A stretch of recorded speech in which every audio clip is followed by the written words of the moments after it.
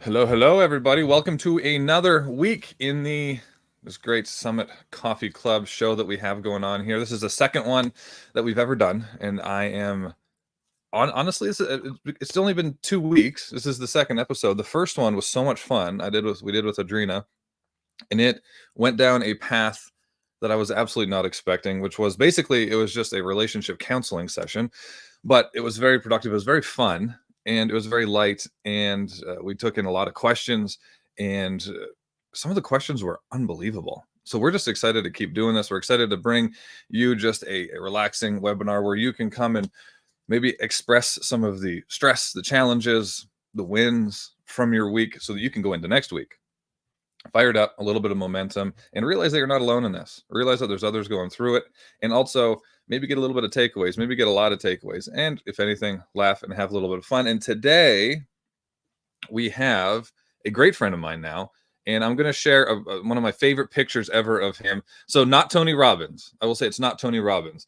It is Rob Kamranpoor of RK Leadership, and he's actually partnering with us on this amazing conference that we're putting on in October 19th to be exact, in Toronto, the Young Professionals Leadership Summit.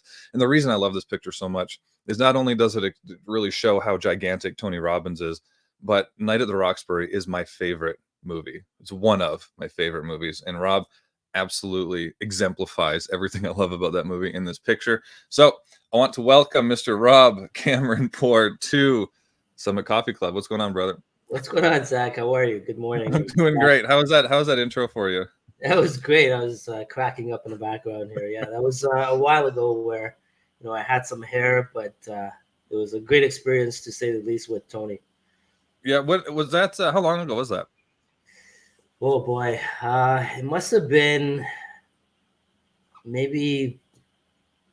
I gotta say maybe around 15 years ago. 15? Yeah. Jeez, he hasn't aged a bit. Yeah, and he came down to Toronto. He had a big show in Toronto, and one of my friends, his brother was actually the folks hosting him. So we got some free tickets, and I got to go backstage and meet him as well. So it was a great experience. Is that one of the ones? Was he still banging the drums at that event? Did you guys have to bang the drums? I had some clients of mine. They went and saw him.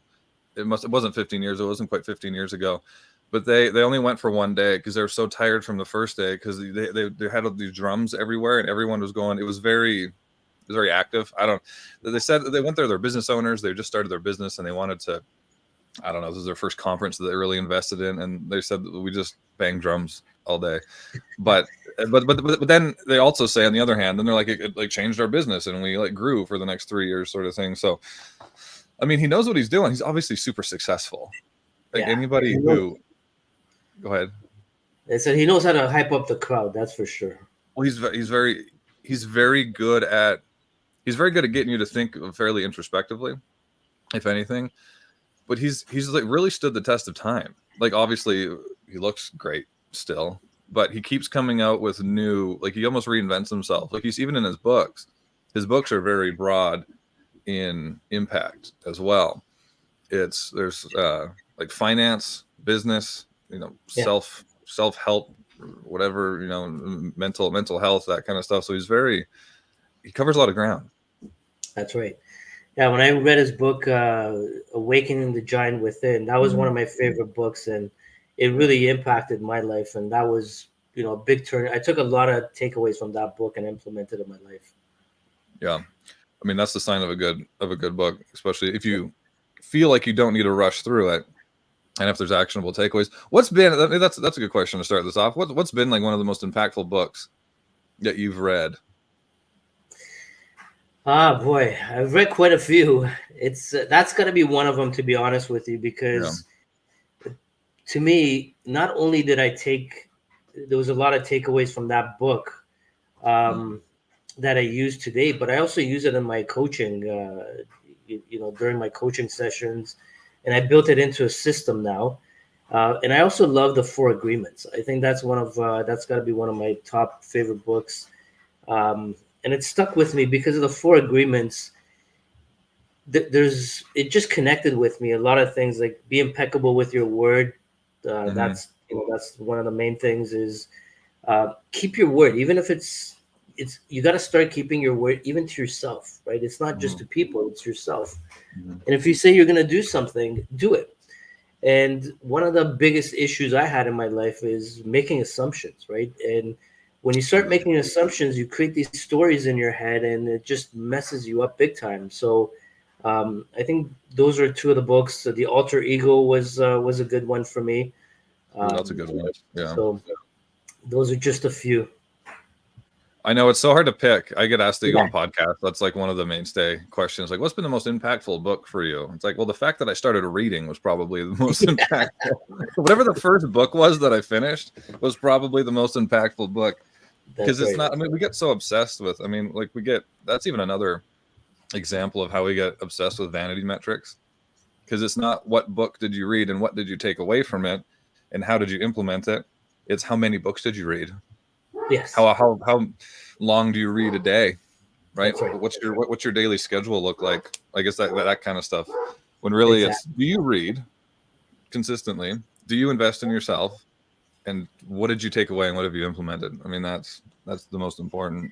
Absolutely. Most important aspect, right? What's been one of your favorite books, Zach? Oh, so, and this is the only reason that I'm not the only reason that's ridiculous to say, but one of the biggest reasons I'm picking this book is because it was the most challenging book I've ever read. And it was kind of one of the first ones that I read in the last 2 or 3 years when I started reading really heavy, that like I knew I needed to read it. I knew I was going to get a lot out of it, but it was really challenging. And that was I can't remember which one it was, if it was Influence or Prefluence by Robert Cialdini. Those are really good because the stuff that you read in there. I got a dog war going on in here. It's their time. Because it wasn't like here's a scenario, here's what you do, here's how you do it. You know, it wasn't like extremely tangible. It was very, very theoretical, but really, really powerful stuff, right? Because how long ago did I read those? It was about 3 or 4 years ago when I first read Influence, I think. And when I just started the agency prior to Summit Chasers, it was about a year after I started it, but we were really heavy. Like we needed to sell. And I was trying to improve our sales process. I was trying to learn how to teach sales better and all this kind of stuff. And somebody, I can't remember who it was, recommended it. He was another sales coach actually recommended it. And that book changed his career. And so I was like, okay, let's try it out. He's like, it's really probably one of the best sales books ever. And you think sales book, it's like, okay, here's an objection. Here's, you know what I mean? Like it's very cyclical. Yeah. Well, this one was like talking about how you get people into cults and why cults are so powerful and how you can get people to feel like they're indebted to you and all this kind of stuff. So it wasn't as obvious, but I took so much away from it because it forced me, if you are intentional and with these types of books, it forces you to take the information, make it your own, and really conceptualize it, understand it, and study it. Absolutely. And then implement it and interject it into whatever it is that you're trying to be a high performer in or what you're trying to make a change in, as opposed to just kind of giving you giving you a script, so to speak. Yeah. It's like, here's all the tools you need, right? Here's all the psychological advice that you need and theories and this kind of stuff. Now go play. And that was probably the biggest one for me. We have some comments. Ooh, Kristen's listening during gym time. Exciting to catch this today. Rob helped empower me to stay on track with my gym routine. Oh, what's the secret to staying on track with a gym routine? I need to know. Good morning, Kristen. I thank you for that, for your comment. It's greatly appreciated. For me, again, it's and this is what Kristen and I talked during our sessions. Building discipline. I think that's the biggest thing that's helped me in my life is creating that habit, building that discipline, and it all starts in your mind, right? And for me, it was, I've been going to the gym for 27 years, taking some time off, obviously during injuries, but it's just constantly pushing yourself. No matter, you hear a lot of this uh, new reels about, if you're tired, get up and go. If you're hungry, if you're sad, if you're mad, if whatever it is, just get up and show up. And I think half of the battle is just showing up. Even if the hardest part for everybody is just stepping into the gym. People always make this stupid New Year's resolution. Oh, I'm going to start this day. No, if you're going to, and this is going back to the 4 agreements, Zach, Mm-hmm. be impeccable with your word. And when you say you're going to do something, take action now. So with my clients, I always say, okay, what are some of your goals? And if exercising a form of exercise has to be in there, because that's where you're going to build discipline. Mm-hmm. And it's not start tomorrow, Friday, next Monday. No, start now. Whatever you're doing, start it right away, because that starts putting, getting those gears going. And just show up. It's hard. Even start with like a 10-minute. Go in there, do like a 10-minute, session and come out, Mm-hmm. because that's gonna get you going. And when you look at yourself in the mirror, you want to build confidence. There's no way that you can tell me that any out of shape person looks at themselves every day and feels confidence about themselves. No matter what they tell you in your face, they're full of shit. Right. And we talked about this in my last podcast. And it's not real, because we know it. We've all been through it. I've been through it. Mm-hmm. When you look like crap, you're not going to be confident. And guess what? That translates to everything. The self-limiting beliefs, self-doubts. It just translates to everything else in your life. So for me, it's so important. Everything starts with looking good, feeling good, getting that confidence, and building that discipline. And you can do everything else with it. So Kristen stayed with it, and I'm so happy that she's kept on track. So keep up the great work, Kristen. Yeah, that's absolutely amazing. There's so much to unpack with that topic alone. Like Yeah. there's, the idea that we have to, because life is comparatively to the past, life's pretty easy, right? Like if we wanted to, we could sit back, have coffee, talk on live, order food from DoorDash or wherever you live, whatever their version of that is. And like life is, there's a lot of challenges going on in the world. I'm not saying that there's not, but for the most part, we live in one of the easiest times to survive, especially if we live where we are, which is Canada, US, in a lot of places in Europe. It's easy. So if we want to push ourselves, if we want to be better, if we want to achieve something great, we almost have to create our own challenges. Yeah. And pushing yourself in the gym is a great way. I mean, you're killing so many birds with one stone. You're pushing yourself. You're creating that grit, that perseverance, that ability to push through, discomfort, right? And you're getting healthier at that point too. And you don't realize until you are unhealthy and then go to being healthy, or you're healthy and then you go to being unhealthy, how much of a difference being healthy, eating better, being exercising, being active, how much of a cognitive impact that has. Because if you're somebody who's just sedentary, you don't eat really well, you're not functioning. Like you're cognitively not functioning. You're like stuck in second gear, right? You're stuck in second gear. You're putting the bad gas in the gas tank, right? You maybe don't know how to shift anymore. It does that even on here, huh? That's so weird.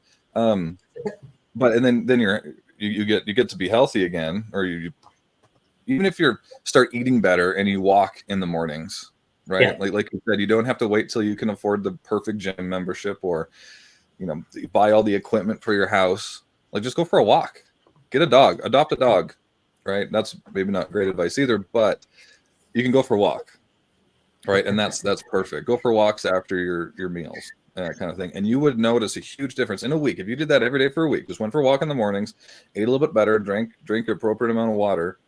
You'd be really surprised if you compared, right? Do a live where you have to be off the cuff and you're speaking and that kind of stuff, and you have to come up with ideas. You have to be quick. and then do a live after you've walked and been active and drank enough water and ate healthy for a week, you would notice it'd be noticeable, the difference. Yeah, absolutely. So I'm gonna throw this back at you, Zach. Oh God. All You right. know, looking at your journey, and I know the shape you were in, and how fit you were, and you still are. But go back to those days and the transition you made in your life and what you did with yourself. How did that Mhm. impact your business and how successful it made you? Right? Talk to us about how it built your confidence to do what you were able to do, and So look where you are now. that was probably the biggest thing. It was the confidence. It was Yes. definitely the confidence thing. So when I was running, when I got my first business, I was still competing as a professional athlete. I was still competing in CrossFit, and that was one of my busiest years. That was the year I competed in Brazil. Like I was all over the place. But where it really made a big impact was the confidence, was the ability to kind of trust yourself that you can figure it out, and Yeah. trust yourself that you can push through some certain things. Like you have proof that you can overcome more things when you challenge yourself daily, and that could be, whether you're just trying to figure out problems or challenges. Or another example for us would be when we were traveling the US in a trailer with 4 dogs, 2 kids, and still running a business. Like that gave us, I'm saying us, me and Adrena, so much more proof that we can overcome, we can figure things out, and we can persevere. But Yeah. fitness in general, it's the discipline. And the big thing I think with when it comes to the discipline with your fitness is that understanding things don't happen overnight. There's no quick fixes. And those quick fixes, they are, if you do partake in quick fixes, you're sacrificing long term. And that Yeah. is something very similar in both. So you can go and crash diets. You can what's another, you can take steroids, whatever, right? You can get your stomach pumped, but you're sacrificing long term. You're not healthier just because you went on this crash diet. You're not creating a healthy persona because you went on the crash diet. You have no proof that you can push through and persevere, and it won't translate into anything else. There's no long term. There's very limited. I'm not gonna say there's no, but there's very limited long term benefits. It's a very short sighted play. So that was another big thing that you take from fitness. I want to lose 10 pounds, uh, into business, into leadership in general, is that the change, it doesn't happen right away. It takes consistency. It takes trial and error. It takes paying Exactly. attention, being intentional. So that's probably the biggest thing, I would Yeah. say. And what you mentioned about those fad diets and stuff like that, those are not sustainable. And until the day that Mhm. you build that into your lifestyle, you're just going to be, again, it's going to be the New Year's resolution every year. You go for 3 months, you stop, and then, hey, December comes around, I'm going to go back to the gym. And we're always very reactive. Why does something always have to happen for us to be reactive, to say, oh shit, I went through this. Um, I went through this trauma. I went through, the doctor told me this. Now I'm going to go to the gym to try to fix it. And then again, you go temporary for a few weeks, a months, a year, and then you stop. So for me, I've been able to integrate that, and I'm sure you have too, Zach, into a lifestyle for us, right? And one of the things I always tell people is the gym has saved my life because it's I've been through a lot of shit in my life where um, just one of the years recently when my father passed away, COVID, went through a Mhm. divorce. It's easy for it's you have two paths in life. You can always take the easy way out, and I could have gone, started drinking, doing drugs and all the other crap to put a band-aid solution on things. But for me, from the next day, I was in the gym, and I remember that I always wear a hat in the gym. My hat's down. I'm emotional, but I'm still like I'm working out. Mhm. I'm taking that out in the gym, and I'm doing everything that I can to not do not go the opposite way, because that's the easier side. That's the Mhm. easier road to go down. So for me, like I always tell people, it's helped me saved my life, and it's created the mindset of, and I say, like, I don't lift weights with my body. I lift weights with my mind. And I'll go toe to toe with the biggest guys and the strongest guys there, and I'm only a buck 80. And I'll push like limits, like my limits, which is, close to some of those big guys there. Mm. And I was cracking up because I was seeing Chrissy's comments about her cat sleeping on her dumbbell. I saw that. Look, at least it's being put to good use, Chrissy. Yeah, and like you said, you could take the easy route, but it's easy right now. It's not easy long term. Yes. It'll make things way more difficult long term. I've taken that path before a few times, and it's not. It's a release. It's a band-aid.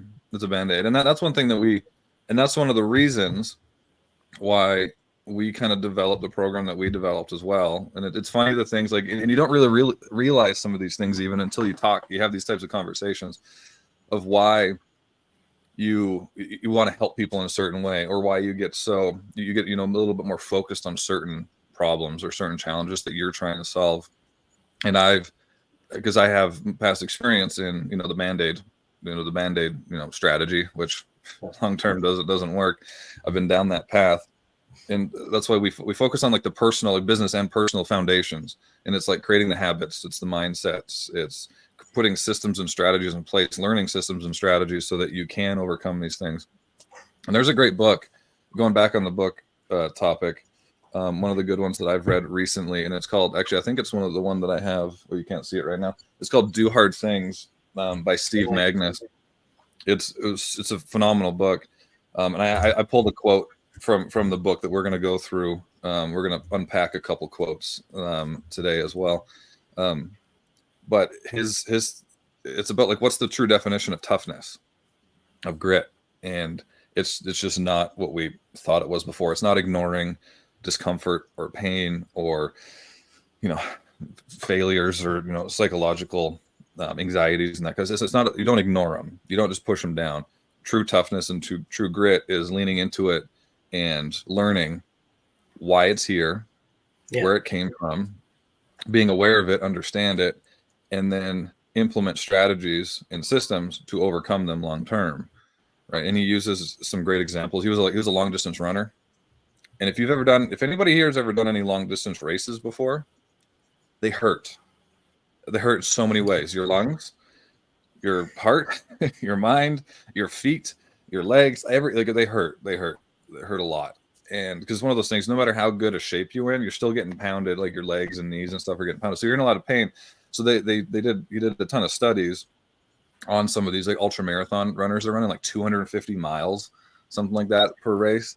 And they're studied them and what their mind is going through and how they push through those. Because they're running 250 miles and they're like, oh, my nails on my feet started falling off on mile 30. It's like, you ran 220 miles with your nails falling off. They're like, yeah, and it happens. It happens every time. It's like a normal thing. My nails fall off. But what was that? How did you push through that? Did you just ignore it? Did you put it in a box and just keep it there? And they're like, no, I lean into it. Like if my toe started hurting on this side, that means I had to change my gait. I had to run a little bit differently. I had to breathe a little bit differently. I had to adjust my pace. I had to adjust, where on the trail I'm running. And sometimes they have a different pair of shoes in their backpack. So they stop and put other pairs of shoes on, or they stop and wrap their toes. So don't ignore it. They create space with the challenge and problem and discomfort so that they can make the best decision. That's similar, like when you're going to the gym or you're trying to decide, I'm not where I want to be. I'm not who I want to be. I don't look the way I want to look. I'm not confident in the way I want to be. Don't just panic and do the first thing, because that's what we want to do, right? We want to see, we want the shortest path to whatever it is that we want to achieve. Take space, lean into it. Why is it here? Why do I keep this time of year? Why am I always out of shape this time of year? Or why is my business always struggling this time of year? Create some space. Why is this happening? Understand it. Okay, I need to put systems and, maybe reach out for help, learn some strategies that I can implement, systems that I can implement to overcome them.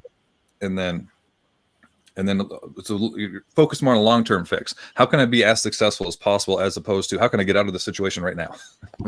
You got it. It's a long-term game for sure, because again, you're always looking for that instant gratification, instant results. And that happens with a business too. Look at if you're an entrepreneur, you start a business, you're not going to be a millionaire from the first day, from the first month, maybe from the first year, 2 years. It's the long-term game, and you got to have patience. And that's another thing that Jim teaches you is you got to be patient. The results will come. Stay consistent. Don't give up. You built that resilience. You use the word grit. That's one of my favorite words. Mm-hmm. When you build that grit in your life, you become so powerful. You have no idea. Mm-hmm. No, and if you have that, I mean, that's like you said, I love that. I love that concept. The word, because I get it mixed up with grits, and I love grits. They're so good for breakfast. But grit in itself is, if you can develop that muscle, if you can develop that muscle, your the possibilities for whatever success you want to achieve has just opened up, exponentially, right? It's huge. But I love what Kristen has. She seems to have a frontline idea into these Ozempic pandemic type of thing. So we're already seeing the Ozempic fails happening. Same with duodenum switches. As a nurse, did I say that right, Kristen? As a nurse, I see this every day. Exercise can be free. It's freeing in your mind as well. Since I started staying consistent, doors and windows are opening. I'm exercising strength, building in my mind, body, and spirit. Good for you. And yes, Ozempic is another huge example of just a whole bunch of shortcuts, and pharmaceutical companies or fitness industry, guru or whatever it is, making money. And that's what it is, because it's such a, like, if you think of the business, because that's where I started my business career. I was in the fitness industry. I started, I had a little over half a dozen of my own brick and mortar fitness facilities, and you just see so much of these like diet pills, these testosterone raising pills for men, and even just the way they market protein powder these days. Like it's whey protein. Just go eat, like go have some milk. It's the same thing. But they sell promises, and they sell promises to a psychography that is so, like, they're very they're very easily manipulated, because it is such an emotional thing. Like, they're not happy with themselves. Like, they're so vulnerable, and you're marketing to a very vulnerable market. So, and it's and that's one of the big reasons why I got out of it, is because it's dishonest. The regulations are trash. And if anybody's watching this and you're going to go find some, if you want to buy protein powder, if you want to buy some of these supplements or whatever it is, you want to, creatine, all this kind of stuff, there's something that they use to get around being honest about what they put in their supplements. And I don't know if some of the policies have changed around this, but they say proprietary blend. And the proprietary blend just means it's our blend. We made it up, and it might have these things in it, but we're not going to tell you how much of each of these things have in it. And it just doesn't do the stuff that it says that it's going to do. And because most of the time there's not enough, and there's too much of one thing and not enough of the things that actually make a difference, because they're expensive. They're expensive vitamins, they're expensive minerals, they're expensive products, and they just don't. It just doesn't work. And then you have people who are vulnerable again. I want to change my life. I want to be confident. I just got divorced. I want to be able to look good, or I'm unhealthy right now. I want to get healthy. My doctor said I need to lose 10 pounds or whatever it is.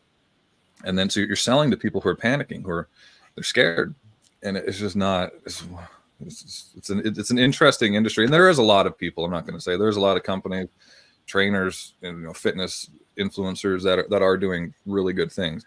But unfortunately, they aren't as good at marketing as the ones that aren't. But it's super interesting. It's a multi-billion-dollar industry.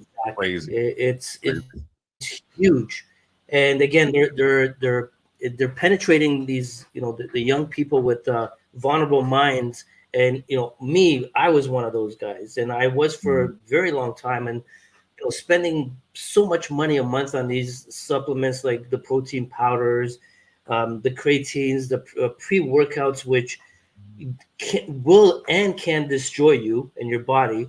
And again, I talk about this in one of my podcasts. So I actually started I cut them off last year. I came to I had some financial issues where I couldn't afford it anymore, so I cut them off, Mm, and I just started eating more meat and like real food, and I've not only like I feel a lot better, and I think I haven't even lost anything. I actually gained more muscle mm, in that transition than anything else.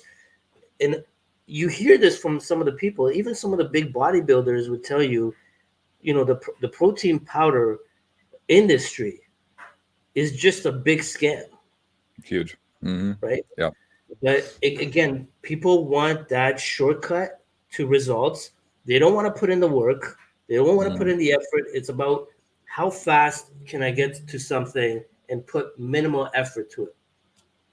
Oh, absolutely. And there, again, all the promises of the shortcuts, but then also, like you said, the protein industry, or the protein industry, but the protein market, Yeah, it's if you look at it over the years, the amount of misinformation that's come out about protein, like casein protein was a thing. He's like, it's really slow absorbing, take it before bed. Like, they overcomplicate it, they make it seem like it's this amazing thing. It's like, yes, it absorbs like it's like 4% slower. Like, it doesn't make a damn difference, but hey, let's mark up the price because it's this special different kind of protein, and we'll sell it to these gullible individuals. And I don't mean that derogatory, because they want help. They want help. They want to be better. But I mean, I'm not.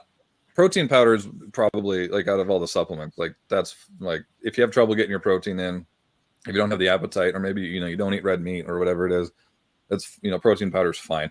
Just don't go get the expensive stuff. Just go to Gold Standard, or get the Gold Standard stuff. It tastes good, right? There's not a whole bunch of fillers in it, and it's probably one of the yeah, most moderately priced.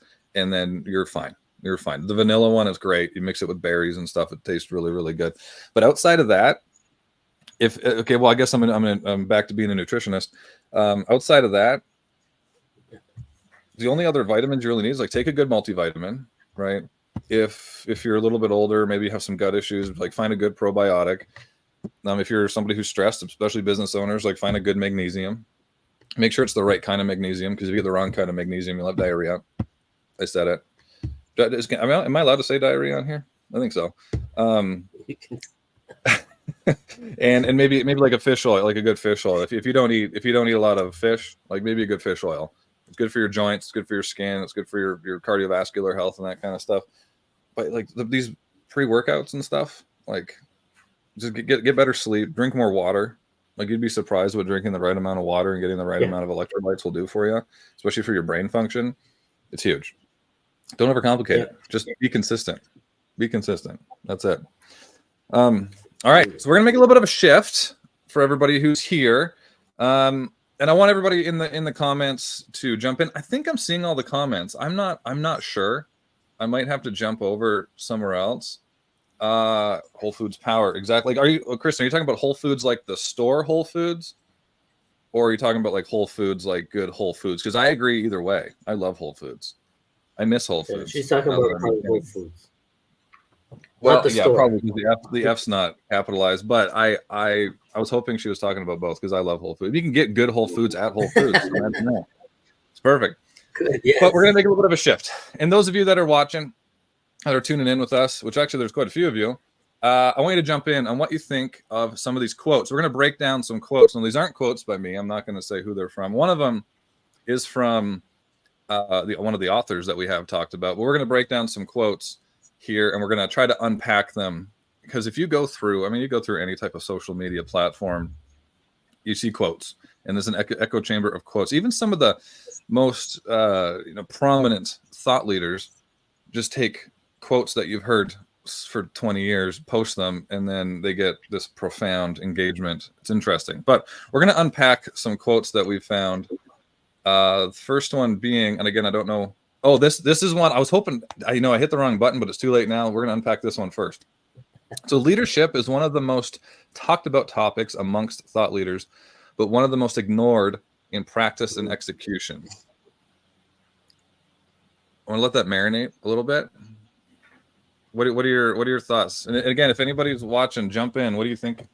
Unpack this quote. What does it mean to you? Do you agree with it? Do you not agree with it? Challenge it. Come up with your own quote.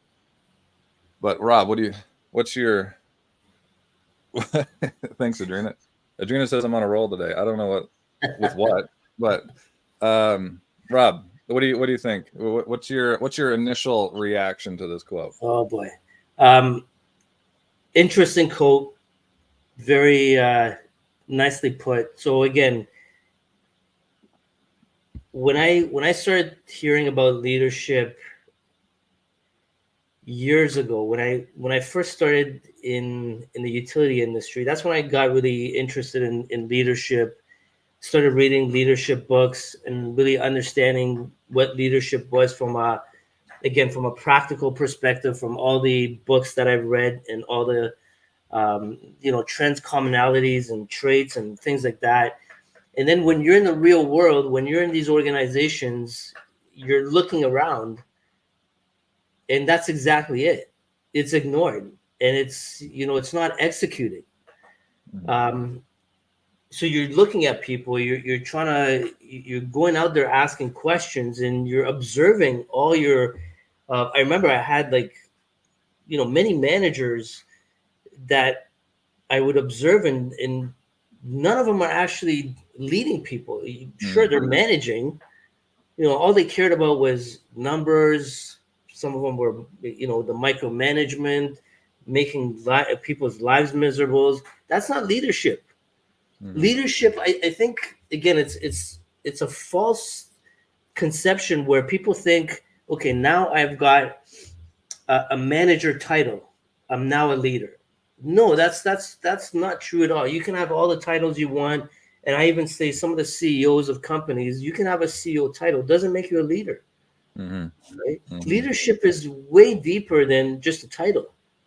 Yeah, 100%. And Chrissy, she agrees with the quote, and she's kind of echoing some of the things that you're saying. Totally agree with this quote. When things get stressful, a lot of leaders start to orient to self-preservation versus leading in a selfless way. And this kind of goes back to, this is a great point, Chrissy. This kind of goes back to what we were talking about with getting in shape, making sure you're being consistency, and focusing on the long-term play is the most important aspect to achieving long-term success, obviously. But I think, again, if you look at like even some of our clients, and I'm sure some of yours as well, many other managers, CEOs, business owners, founders, entrepreneurs, they know that this is what they need in order to be successful. They know they need to focus on leadership, theories. They need to focus on leadership tactics, practices, mindset, all these types of things, right? And they know that that's what they need to succeed. But it's not a flip of a switch change. Yeah. First you have to focus on yourself. First, you have to focus on, how do I lead myself? What are some of my shortcomings that would hinder my ability to lead these individuals, or to lead, prospective individuals if I'm just growing a business? And so you have to focus on that. And then when you do implement, these leadership tactics, you run meetings a little bit different. You ask more questions as opposed to just boss people around. You have to get to know your people on your team a little bit better, so you know how to lead them. You need to know what they want to achieve with their life. Because, in that, if you are a leader, whether you're a manager, CEO, business owner, whatever it is, you're a conduit to their future. You're in charge of a lot of people, how they're going to live their life from, when they leave, if they leave you, to forever, right? So first of all, getting around that concept is tough. But again, if you want to see the fruits of implementing, stronger leadership practices, it's not gonna, like, your sales aren't gonna go up tomorrow. It might help, but it's not gonna go up tomorrow. So to what Christy's saying is, when things get tough, or the changes aren't happening quick enough, like, oh, we're still X percentage away from our goal this quarter, or oh, my team isn't still, they're not executing, the way we need them to execute still, and it's been a month, and then they just go, oh crap, we need to hit these goals. Somebody's breathing down my butt. I might lose my job, and then you just shift right to cracking a whip. Yeah. Right. It takes grit. Going back to that word, it takes grit. It takes consistency, and there's something profound that, committing to being a strong leader, it takes. Like, it's this very profound understanding of almost the type of person that you want to be, and understanding the type of success that you want, the type of life that you want to live, and being committed to that long term. Like, it's a very interesting thing, committing to something that might get a result, or that, I don't know, it's an interesting, thing to kind of commit to, which is your leadership practices.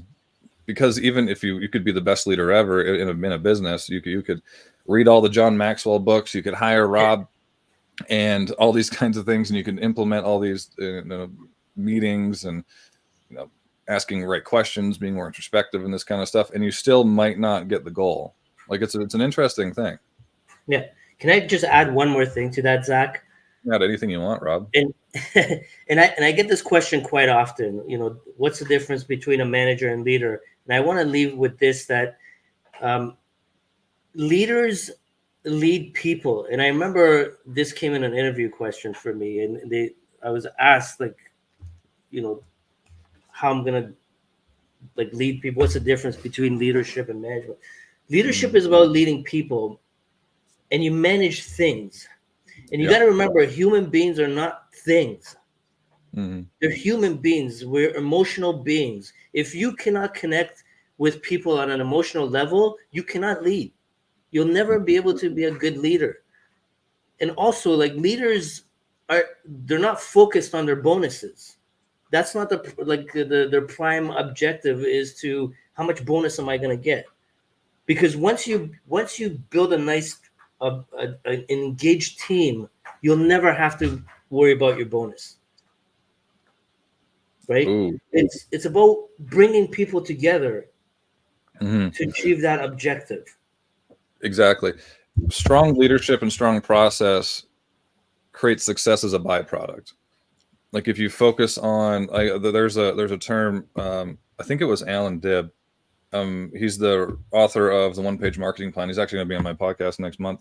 I think he said loose goals, strong systems, right? And then success is a byproduct of that, right? So that's a little bit, it does intertwine with this topic a little bit, because if you focus on becoming the person, the leader, with the systems and processes and the strategies that you've practiced, leadership strategies that you've practiced, and you're consistent with it, and you're always improving it, and you focus on leading people, the numbers are a byproduct. The success is going to be a byproduct. So if you focus on the systems, success will be the byproduct.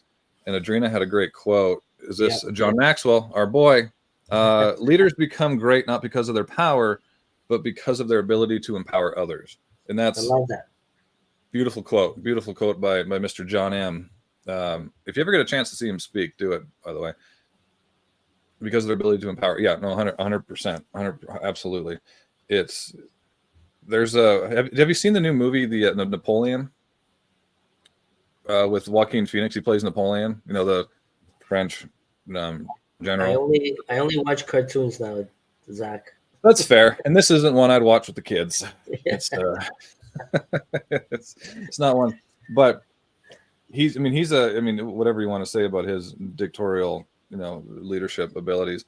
But the reason that he won, and the reason that he was so powerful, and the reason he was able to defeat enemies much larger and more equipped than him, was because of the empowerment that he gave his troops to execute upon a strategy. So even if you're a business owner or whatever leader, and you have a strategy, like the perfect strategy, you have the best strategy ever, and you have all the great software, you have all these, outreach tactics or whatever it is, you have AI chatbots everywhere. Yeah. If you don't empower your team to utilize and execute the strategy to the best of their ability, and it can stay consistent with it, even when things may not be seeming as going their way, those other things are pointless. At least they're just not as effective, right? So no, it's your ability to empower others that makes a huge impact on that. I love it. I love that. Empower and enable your people, and see what happens. Christy, this goal is really sitting with me. It articulates why I feel so passionately about what we are doing for young professionals in the Leadership Summit, the Young Professional Leadership Summit, October 19th in Toronto. You have to really build a deep instinct so that it becomes a natural reaction, and this takes early and often exposure to leadership thinking. It really does, and it's one of the, you can't just read a book and then you're good. I mean, you have to read the book, study the book, implement the things that you learn in the book. but you need to be surrounded by it constantly. Like you need to like really take it in and like consistently and practice it consistently, because you're changing the way you think about a lot of things. You're changing, like, we have a lot of natural reactions. Like, humans are cool, don't get me wrong, we're smart in a lot of ways, but we're also dumb in a lot of other ways, because we still have a lot of these natural instincts that we've taken from, you know, thousands of years ago, to make really rash decisions, to Yeah. panic, right? To panic. And there's one bias that we have. It's called the agent detection bias, where we want so bad when something happens, when something bad happens or good happens, to blame it on one thing. And we want to define that one thing. That's why in like politics, you see this all the time. Like, it was the president himself who did this, or it was this congressperson that did this, or this one person that did this, when really behind the scenes, there's a billion things that had to happen for this thing to happen. Like, it, not like, people aren't that powerful to create, you know, all these bad things on their own. But we want so bad to have to like blame one thing. That's right. That's a hard bias to overcome. So you have to be exposed to different thinking. You have to be exposed to the opposite thinking and practice it intentionally, very consistently, in order to kind of take your power back over it and to be able to control that bias and be able to look at the big picture, and make the right decisions as a leader. I love it. All right. You ready for the next quote? Always ready. Always ready? All right. I don't know which one this is. I'm just pressing buttons at this point. Oh, here we go. So this is, well, I was talking about Steve Magnus. I kind of ruined this one, actually, because I already brought it up. Real toughness is experiencing discomfort, leaning in, paying attention, and creating space to take thoughtful action. I'll let it marinate a little bit. Anybody in the comments want to jump in? What are your thoughts on this one? Do you agree with it? Maybe do you have an experience where you had to partake in this type of strategy in order to overcome pain, discomfort, or challenge? Creating space to do thoughtful action. What are your thoughts? Ooh. I know, right? What are your thoughts on this one, Rob? Again, for me, this has been really the story of my life, where you fall down hard. Mm-hmm. And that's the toughness you experience and the discomfort. Now, what do you do? What do you do? How do you move forward? And the first thing you got to do, Zach, is take action. Mm-hmm. Sitting down there, you know, in misery, being depressed, all that stuff is not going to get you anywhere in life. And again, I'm only saying this stuff from my own personal experience, because I've been through all this shit. So when I say it, I'm not saying, you know, I've had that victim mentality where I blame the world for everything except myself. So the first thing is that's important for me is the self-reflection. Is, okay, this happened. How did you contribute to this? Mm-hmm. And instead of making all these excuses for yourself, what are you going to do about it? And again, we talked about the fork at the road. You know, you want to go this way, take the easy way, go do whatever you want to do that's going to take you the wrong path. Go ahead and do it. But the toughness is creating that discomfort in your life and being uncomfortable. And that's where the growth happens. Right? But yeah, we as humans, we're not built to be uncomfortable. We don't want to be uncomfortable. We always look for things that bring us comfort. Mm-hmm. You know, you talked about the running, the pain. Look at David Goggins. He's an example that I'll use. If you look, like when he's bleeding all over while running, he didn't stop. That's the toughness and breaking through and the action. Mm-hmm. So that's those are my thoughts around this quote, which again, I love quotes. I'm a big fan of quotes, because when you dig really deep in, you get a lot of meaning out of these quotes. No, 100%. And a lot of times it's not super obvious either. That's like right. For me, when I just saw this quote, again, I had a few more hours to prepare for some of these than you did. But when I first saw it, compared to kind of reading through it now, going back to what we said about leaders, and particularly in I think it was Chrissy that brought this up, is when things get uncomfortable, you go back to self-preservation and fighting those biases that we have.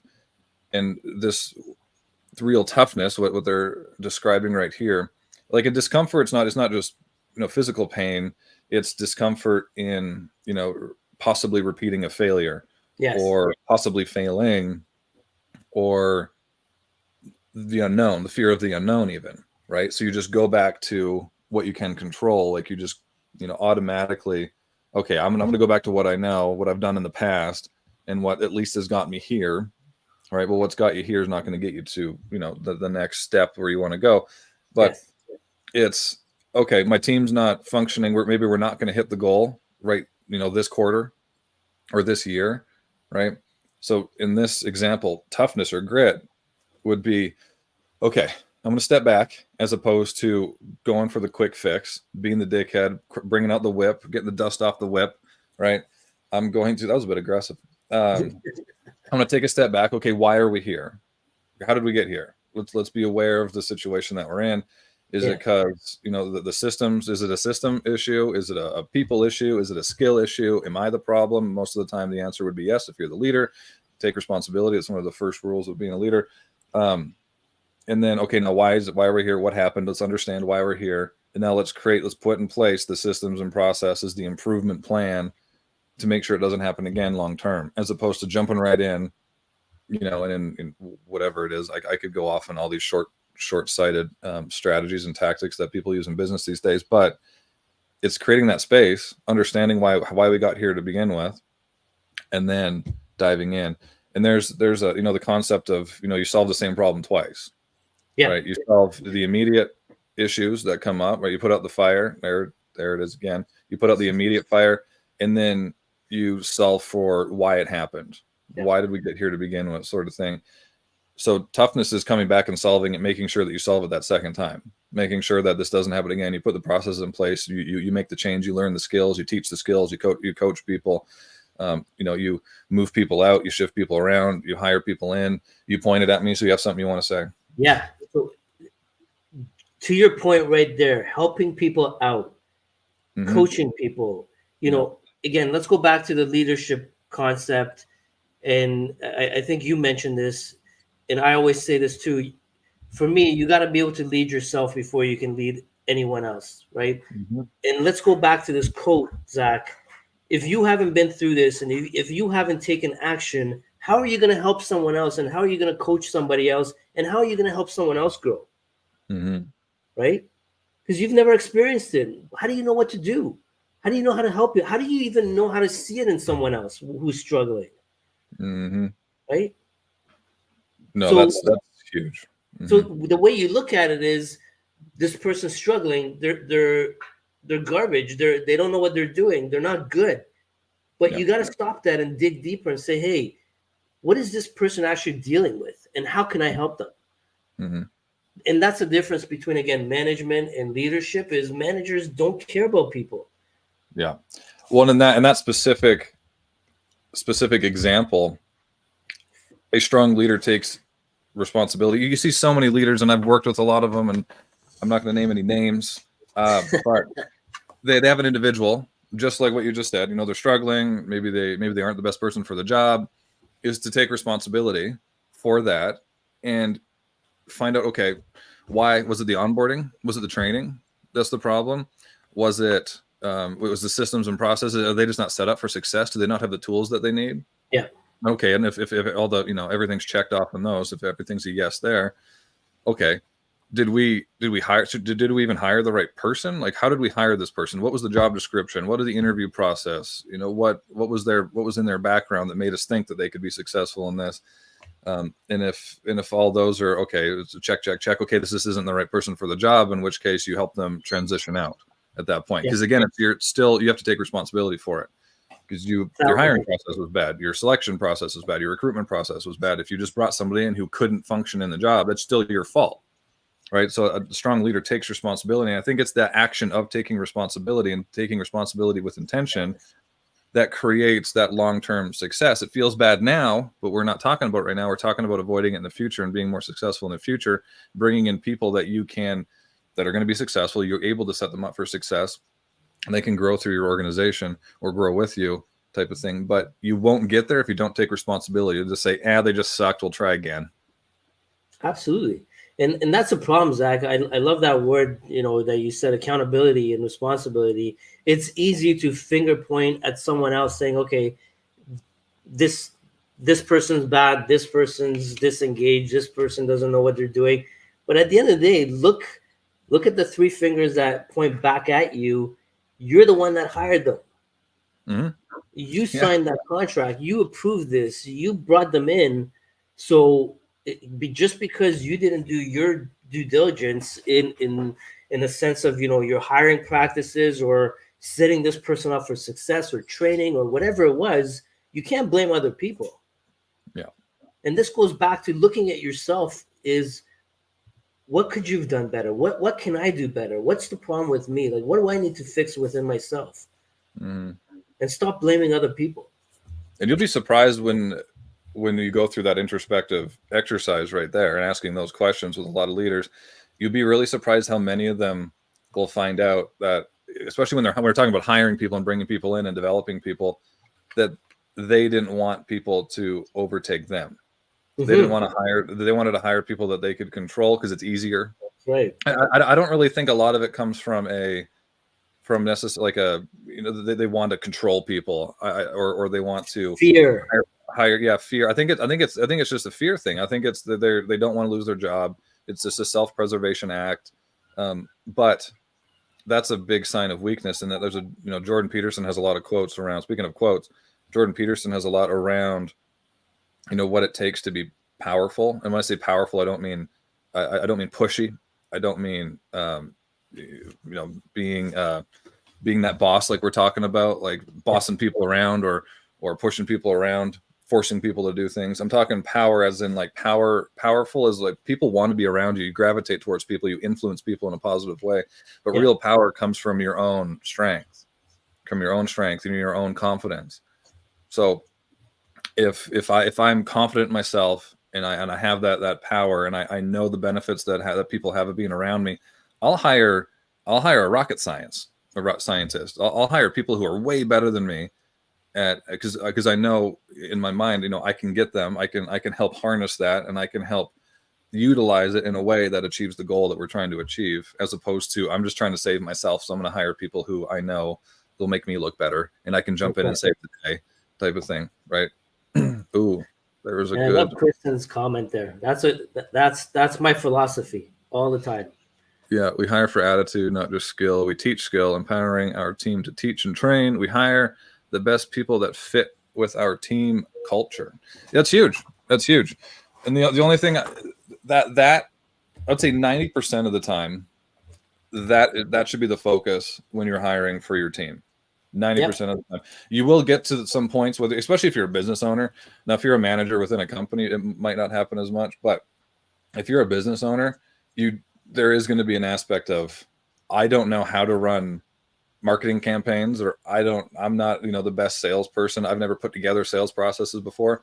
Then you focus on skill, but you don't take the skill over the culture and emotional fit. That's right. Like that's still second place. It's maybe it's moved up in importance a little bit more, right? But you never, and Gary Vee says this a lot, like you never keep a high performer at the expense of the culture. Yes. And then same thing on the front. You don't hire a high performer. And I'll add something else. That's right. I'll add another thing to that is what I look for is values. If their values are not aligned with, myself as the entrepreneur or the company values, they're not going to last long. You're going to have issues. You're going to run it, no matter how good they are at their work. They're either going to be, toxic to your team. They're going to bring that disconnection, no engagement. So you just don't hire somebody because they've got 30 years of experience, 20 years of experience in their resume. We're so quick to we're so fixated on the years of service, and all this other matrix that doesn't really, it's not realistic in every case. Yeah. But we overlook who the person is as an individual, what values they have, what their beliefs are, and how they're really going to help you. Yeah. And then, I mean, we could talk about hiring. That's one of our frameworks that we teach with our clients, or that we implement with our clients in their businesses. We call it the increasing talent density framework. And it's when you are defining the role that you are hiring for, it's really interesting what people will like what they look for when they're not really clear on what that is. Yeah. Like you just said, just because somebody has 30 years of experience especially in a company or in a field or that kind of thing, it doesn't necessarily mean that they fit the bill. It actually could mean the exact opposite. If you're a new growing company, having somebody who spent 30 years at a $1 billion company, they look great. You're like, oh, they're a monster. Like Apple's worth how much money? And they were a marketing director there. But then you bring them into a small business and they just don't fit. They don't fit at all. That culture is completely different, almost as opposite as it can get, right? They haven't had to create anything new in 10 years because they have other people underneath of them that create. So it's being really, really clear on like who that avatar is, like what that psychographic, makeup is. But all the time, like every time when you're looking at that and you're trying to create this avatar of this person that's going to be the right fit for your company, where your company is in that role and within your company values and emotional intelligence and fit, they're right at the top. But it's identifying what that means and what that looks like.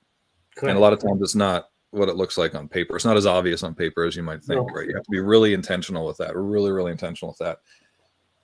And I've made mistakes in that regard, hiring the marketing director for our previous business, and he had like 20 years of experience somewhere else, a very big company, and I was like, oh, he's going to kill it. Comes in. I'm going to stop the story there because it wasn't a happy ending, and I want to keep this positive. We're rolling through. Everyone's engaging. All right, last quote for this. I want to say this morning, but for some people it's not. All right. Few people have the wisdom to prefer criticism that would do them good to the praise that deceives them. Few people have the wisdom to prefer criticism that would do them good to the praise that deceives them. I know that one hits you. Oh, that's a good one. I'm gonna let it marinate for a little bit. Everyone take a sip of their coffee or their energy drink or their water. We're talking about hydration today. Put some of that, Himalayan salt in there for electrolytes.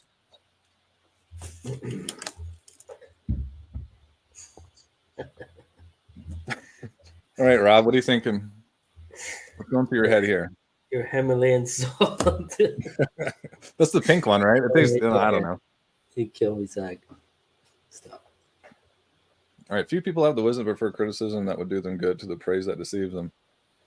And this goes back to the immediate gratification. I want to feel good right now.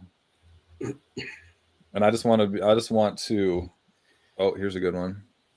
Oh, Kristen. We had a staffing shortage for 3 years. We worked through challenges and struggles. We held strong to our department values. We worked on the floors. Maybe I should make it so that people can see it. We worked on the floors. We just hired for our last position. We are now the desired department, not the default. Beautiful. Strong to put. Yeah. I mean, we're going back to the last quote, but I mean, that's huge. That's huge. And that's why like culture eats strategy for breakfast, because strategy is useless without culture.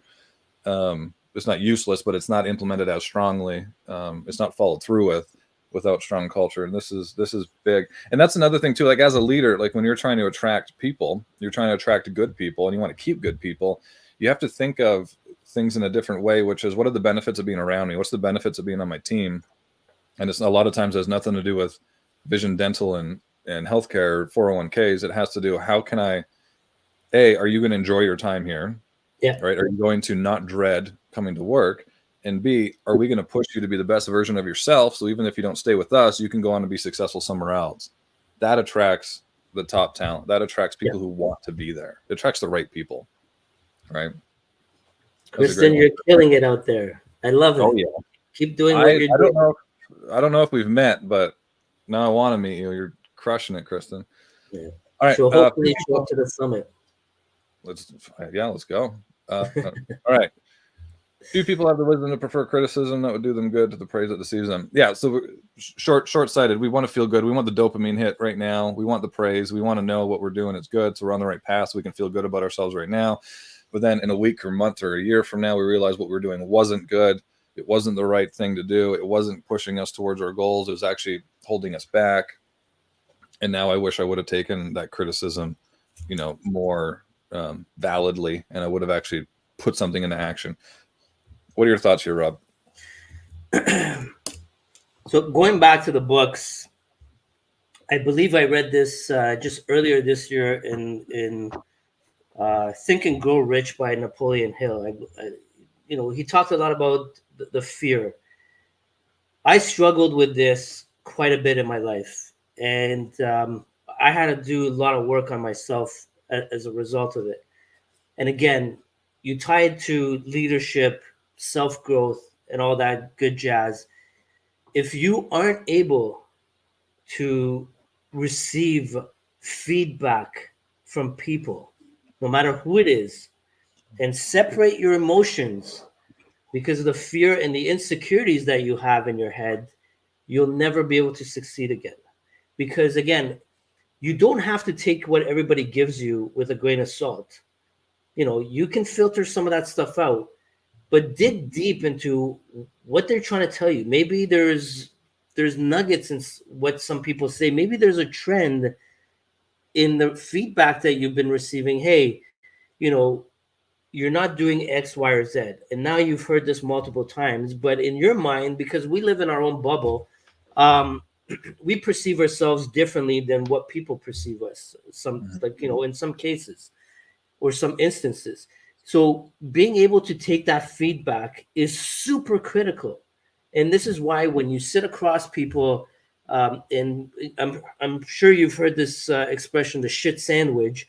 We like to, we like to give people, a positive thing and then put a negative thing in the middle and then end it with positive. No, just be transparent with people. If they're struggling with something, look, I'm not saying be an a-hole about it. Be kind to people, have empathy, but be transparent. Let them know what they're struggling with because they cannot see it in themselves. And I tell my teams all the time, listen, I've got thick skin. I want to hear what I'm doing wrong because I might not be able to see it. And if you're not telling me, it's how can I fix myself? So you can't say this person's a bad person all the time when have you been actually giving them that feedback? And the problem is all these leaders, they don't even have time to provide feedback to their teams or individuals on their teams. So how do you expect people to get better? If I'm me, I'm thinking, hey, I'm doing a good job because in my own little bubble, I think I'm doing great. Yeah, But no in news is good news. reality, it's different, right? So again, this is huge for me. And I've learned to when you can separate that emotion and not get emotional about what people are giving and not take it personal. That's what I was trying to say. Don't take it personal. You will this will be like you'll succeed by just being able to hear people. And again, you don't have to take everything they say with a grain of salt, but just listen to what people are telling you. Yeah, no, this is a big skill, not just for you to develop. And I always say skill because these things are skills because they're not inherently natural for us to be open to, like 100%. criticism, right? It feels our brain, it has our bodies, our brain, it has the same chemical response as when we're getting criticized as actual pain, right? It has the same, so it feels bad. So we want to Yeah. avoid it. So it is a skill to be able to be open to the criticism and take it for what it is. Like you said, not take it personal. But this is the biggest skill that you can develop, and it's the biggest skill that you can develop in others as well. And a lot of time in leaders, that is learning how to give critical feedback, right? And not reacting all the time, like we've talked about many times now, not reacting, Yeah. but giving the situation some space. Okay, how does this person like to be communicated to? What's been the most effective way to communicate to them? What might be their perspective in this situation? Okay, now I'm going to put together, now that I have the ingredients, I'm going to make this shit sandwich like you were talking about. And, right.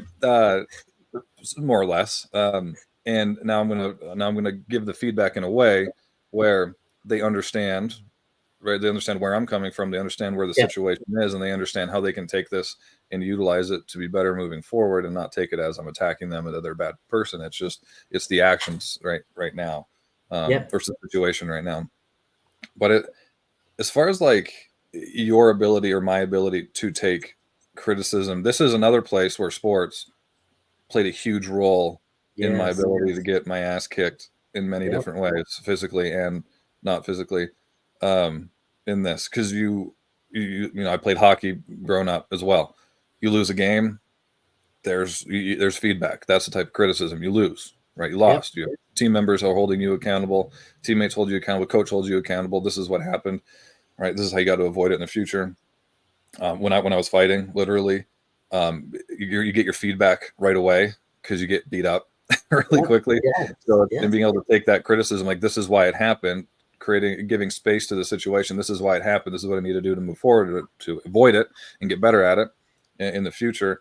And then, as a leader, it's just not as obvious. So you have to be more intentional in finding it in these types of spaces, right? But the first step is being open to receiving it, I think, and is being okay with receiving it, because then that gives you the confidence and space to find the strategies to, okay, we missed the bill here, no one's talking, so let's get the team together and let's drop down some walls, Yeah. metaphorically, and let's share, let's get it all out there. This is not something, no one's going to be graded on this, no one's going to lose their job for this, no one's going to, our goal is the outcome. Our goal is to create whatever outcome it is.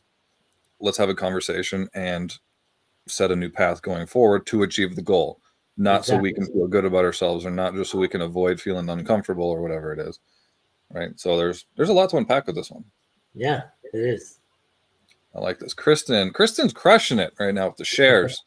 I had a situation that I was publicly criticized. I was instantly offended. Then, through emotional intelligence, I took those criticisms that hurt me and applied it to my self-development program. I am now receiving positive incomes. That was 3 years ago. Consistency is key.